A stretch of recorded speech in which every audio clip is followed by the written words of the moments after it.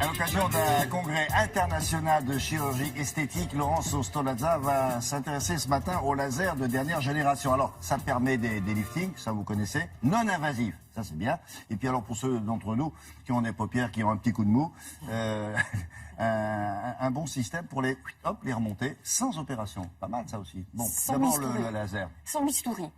Voilà, c'est deux nouvelles technologies, deux innovations sans bistouri dont on va parler au congrès de chirurgie esthétique à partir de jeudi. Un laser dont les résultats ont été publiés dans la meilleure revue spécialisée en laser, un laser qui ne brûle pas et qui se sert d'ondes acoustiques pour pénétrer la peau en profondeur, en sous-cutanée. Il permet quoi ce laser? De régénérer les cellules de la peau car il stimule ce qu'on appelle les fibroblastes, c'est-à-dire les cellules du tissu conjonctif et permet la fabrication naturelle du collagène. Du coup, on obtient un effet tenseur en profondeur. Deuxième nouvelle technologie, vous l'évoquiez, pour retendre les paupières qui tombent. Habituellement, on peut faire une chirurgie, ça s'appelle la blépharoplastie, la chirurgie des paupières. Et bien là, une blépharoplastie sans bistouri ni laser, tout se passe par ionisation. Ionisation grâce à un arc voltaïque. C'est de la technologie de haut vol.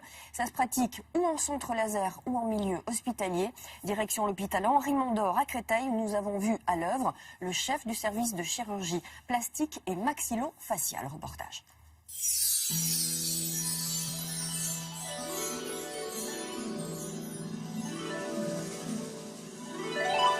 L'innovation consiste à pouvoir faire une blépharoplastie sans chirurgie. Cet outil est un plasma qui consiste à ioniser les particules de l'atmosphère entre la peau et l'outil lui-même. Donc il n'y a pas les douleurs qui peuvent être provoquées par exemple par un bistouri électrique ou les brûlures de ce type d'objet. Donc c'est beaucoup plus doux.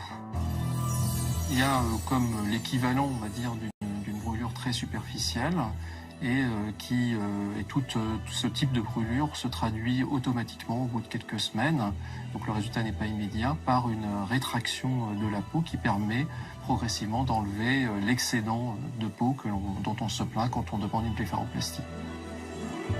L'indisponibilité est de 4-5 jours, on peut avoir des petites croûtes visibles pendant quelques jours.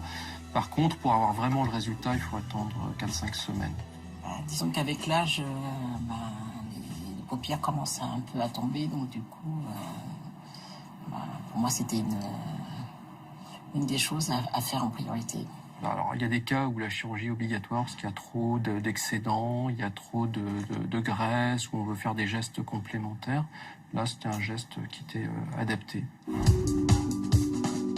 C'est un laser qui a la particularité d'avoir un module qui permet, grâce à une onde acoustique, d'avoir un effet plus profond dans une structure qui est sous la peau, on appelle le SMAS, et qui est celle que l'on tracte quand on fait un lifting. Déjà en superficie, donc ça se traduit par un renouvellement cellulaire accéléré comme un peeling. Et puis en profondeur, il va y avoir une stimulation de certaines cellules de la peau qui sont très importantes, qu'on appelle les fibroblastes, et qui permettent de sécréter du collagène de type 1, qui est le collagène de la jeunesse. Et donc ce collagène, qui est le ciment entre les différentes cellules, se retend, en quelque sorte se crée et se retend. L'indisponibilité est de 4-5 jours. Et les effets ne sont pas du tout immédiats, ils sont progressifs sur 6 mois, assez importants sur 3 mois, et puis après un petit peu plus doux sur 6 mois, ce qui fait que ça n'a pas de sens, ça n'aura aucun sens de refaire une deuxième session immédiatement après. Là, il faut attendre minimum 3 mois si on veut vraiment potentialiser l'effet de la première session.